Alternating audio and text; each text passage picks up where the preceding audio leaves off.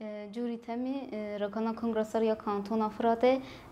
دسری دا سرکفتنا کل بندا و تشرین پی کاتیه ل همو گلم با کور و جهالات سوری پیروز دکن به تایبت ره حواله می شهید پیروز دکن دحشتی چله دا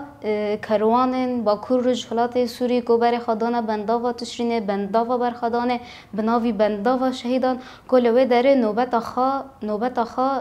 کرن دکروانه کمین دا گله با کرو جهلات سوری گو بر خدانه بندا و تشرینه تاوی تو با بمباران کج آلی دولت ترک دا پیک دهات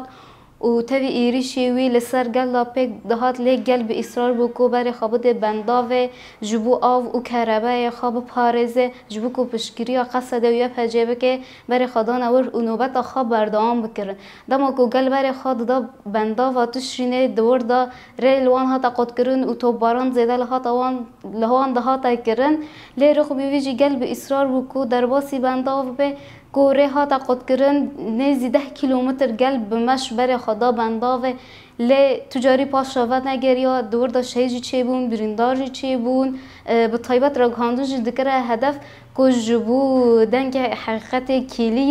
کلین کو دوی دمه داته شکرنه او تو بو بمباران کو تی کرنه نای شوپاندن اجرای گشتی را نه پارو کرن دور دا وان کسان هاتن هدف گرتن لگل به اصراریه که مزن به سلوگان به دیلان دور دا گیشتن بندا و دور دا دایی که کبو دایی که عدل کوگو ام جمرنه مزنترن و دایی که مورالک دا گل و به تلیرین خواه کو گل به مورال بو و در باسی بندا و جیبون و برخدانیا بندا و کو پیک دهات ارکامه بو امرگاندن کو وان کلیانا وان کمکجیانا وان دیلان کل سر بندا و دهات ای کرن کج دولت ترک را به آشکره کرن کو گل تجاری او ناک پاشا و ناگره لسر بندا و تبی کو کمکجی پیک دهات شهید شده بون بریندار جه بود دور دا آلی دنجی گل به دیلان دگرد و دور دا جی ارکه ما بو کو ام جوان دی منانا جرای گشتی را پارو بکن کو ام جهان را پارو بکن کو سیاست که قرج عالی دولت ترک دا مشان لسر گل با کور و رجالات سوری کو بنداف جبو آو و کربه یه کو ایریش دکر دور دا تو بواران دکر لسر گل دا